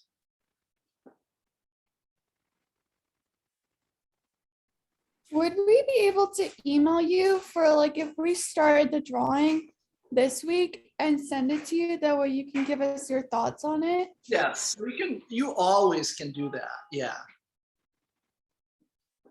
You can always email me an image of the drawing. All right, thank you.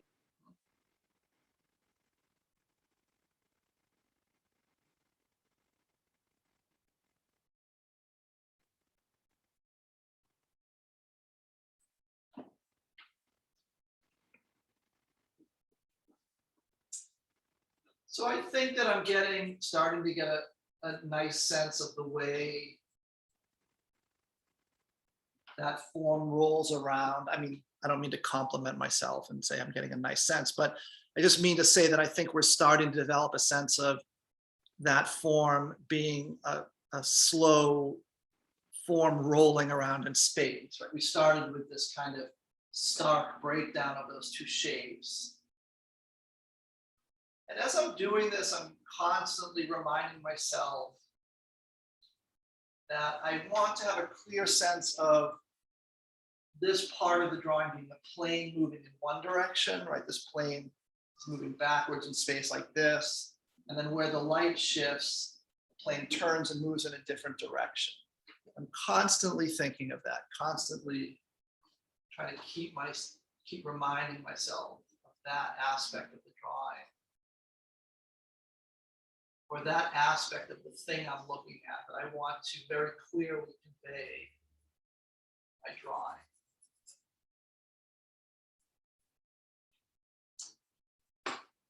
So now I see little, little variations that are created by the pencil overlapping. I just go in with my sharpened eraser and pick those out. So I'll come in a little closer to the drawing and show people what I mean. So if I'm trying to create a unified tones, I'll go in and just take out those overlaps and sort of progressively knit these areas together.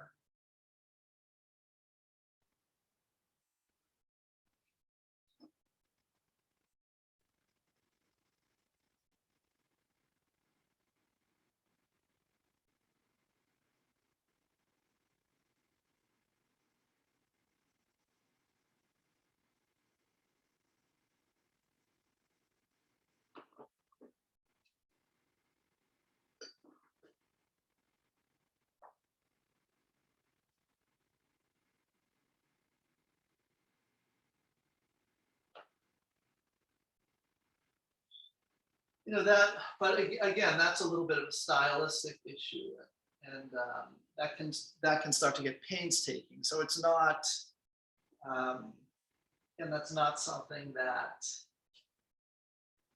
you have to do to make a drawing convincing and strong. That's just the personal preference.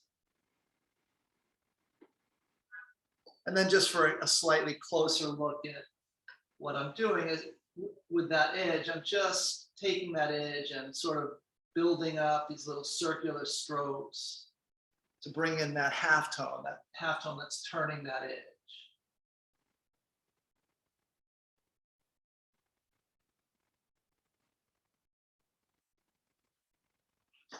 So now I'm going to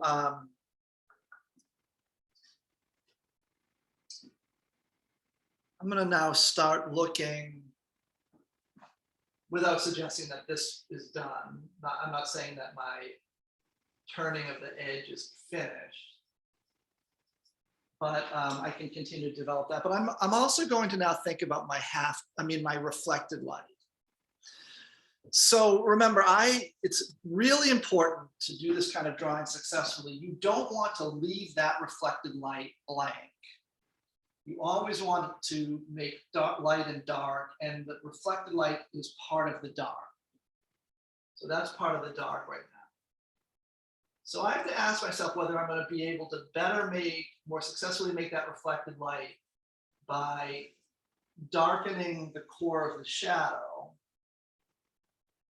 or if in this drawing, given the tools we're using, if I need to add white to make that reflected light. I like to avoid adding white, both in painting and in drawing. Or if we're not using a white drawing media, I like to avoid erasing out to create the reflected light, because I'm always very conscious of not overdoing the reflected light. Having said that, my dark has gotten pretty dark. And I think I have to add white to be able to make the reflected light and not let the dark get too dark. Like, I just don't think the value, if I look at this value and this value, I don't think I can make this value darker and still be a convincing depiction of the values on the drapery. So I think I have no choice but to use the white, and that's okay. I mean, those drawings by Prudhomme that we looked at, he goes in with white for the reflected light. So I'm going to very subtly bring in reflected light, and I'm going to, again, looking at the long sort of irregular shape that's made by the reflected light. And I'm going to be very conscious and make sure that my reflected light is the appropriate value. So I don't want that reflected light to get anywhere as light as the light in the dark side of the light on the light side. I think maybe my reflected light's a little bit too bright, so I'm going to go a little bit lighter on my touch. I can always darken it again.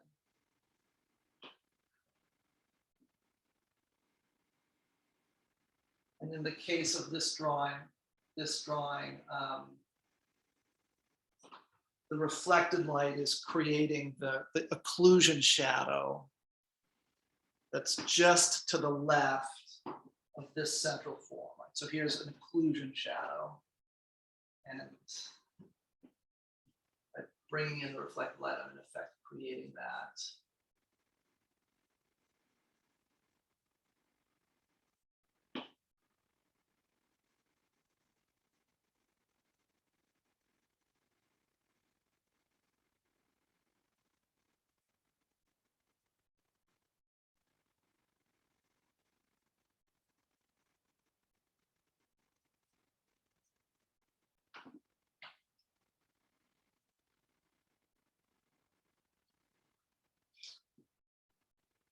And we have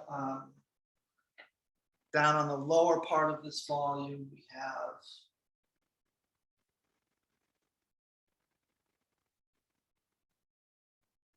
this kind of irregular shape of reflected light.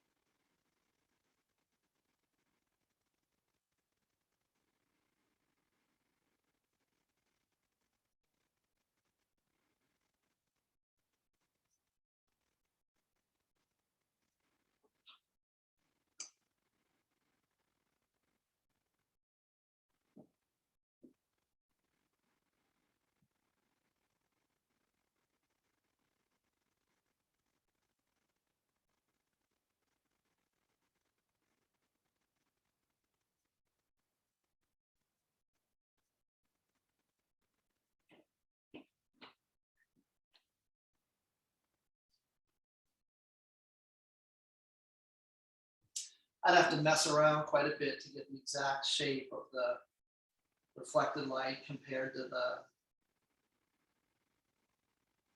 core of the shadow down on this lower part of the drapery where the hem is, because of the wrinkles and the irregularity of that part of the drawing.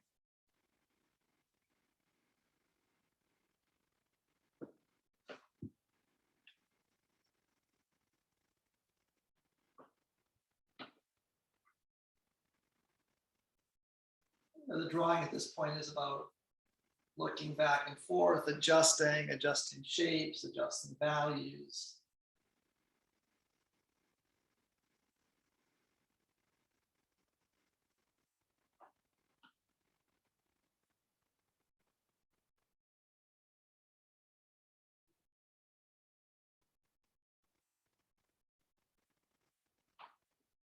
Establishing just the rate of turn you want to establish.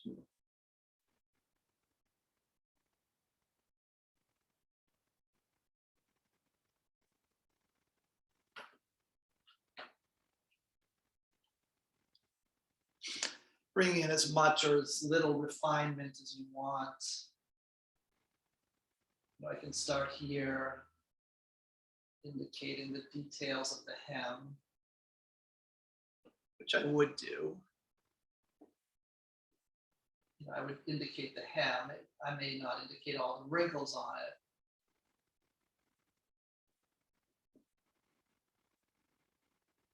I'm going to be very conscious not to overdo this value here, make it too dark.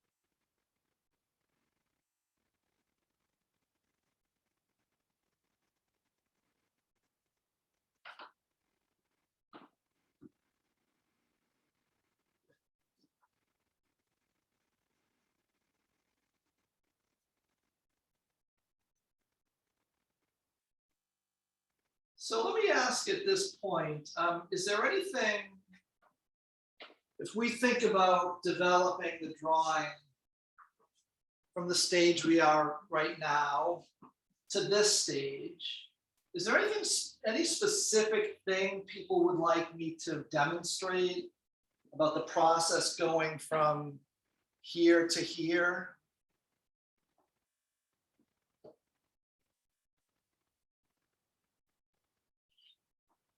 You know what I actually did in this drawing, now that I look at it, in this drawing, I erased out the reflected light. So if you can see that that's a little bit bluer. Where in this drawing, there's a slightly different effect here. I think it actually works better in my old drawing.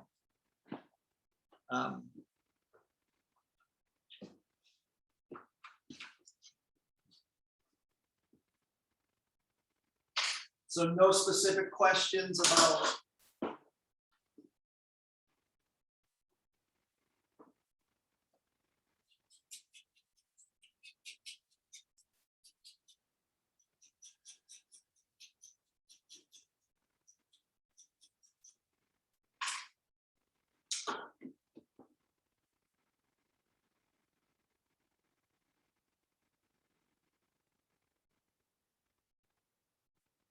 so again, at this point, we've brought in all of those elements of light and shadow.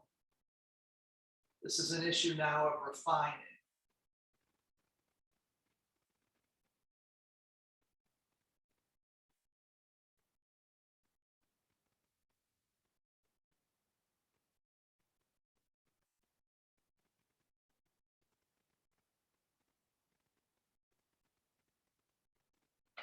Yeah, I actually think it works better to erase out instead of using the white.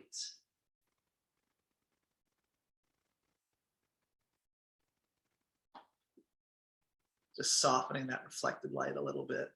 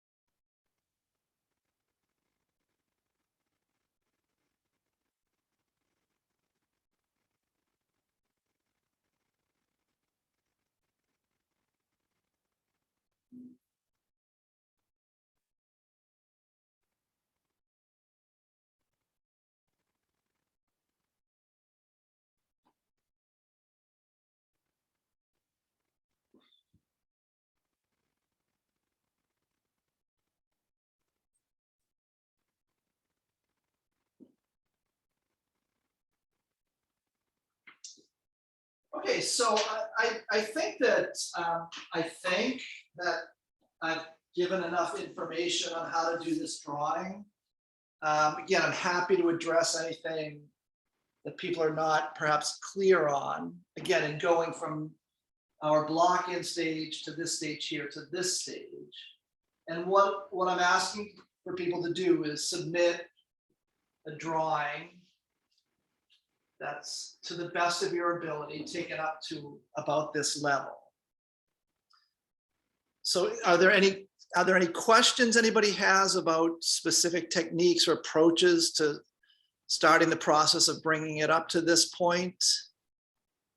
Just in terms of the like 2-week deadline, are we going to be learning more about this next class, or are we going to be learning about something different?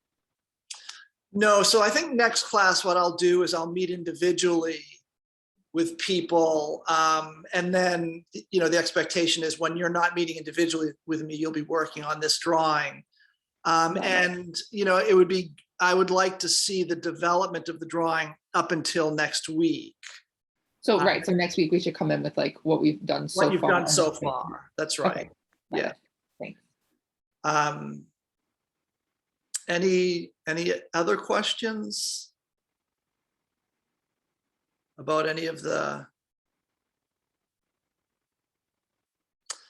What about any questions about setting up the drapery?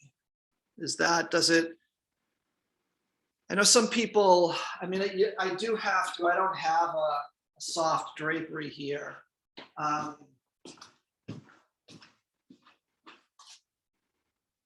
Well, that actually was my other question.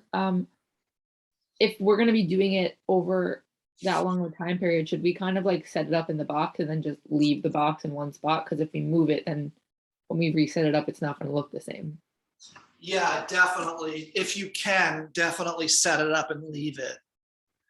Right, because it's virtually impossible to get a drapery back to the way it was before. Right.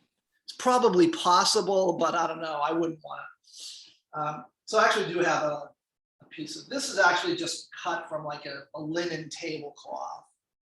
And if you just pin it, then you don't get much of a shape, right? You get this. So you do have to, you have to manipulate it a little bit. You have to twist, turn the shapes around in space, and maybe you're going to pin it at the top and pin it at the bottom too. So you have to do a little bit of messing around to get it into a shape that has a level of complexity that's going to be meaningful to work from. And try to get 2 or 3 forms.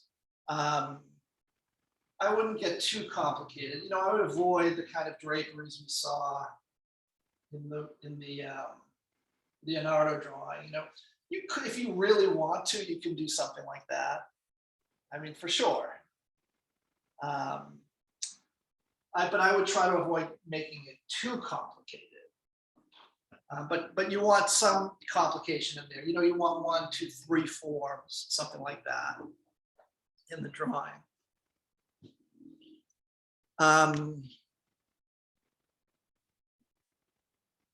Any other questions or anything I can clarify?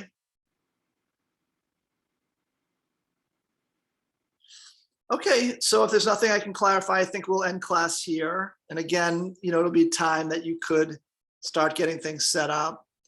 And I'll see you all next week.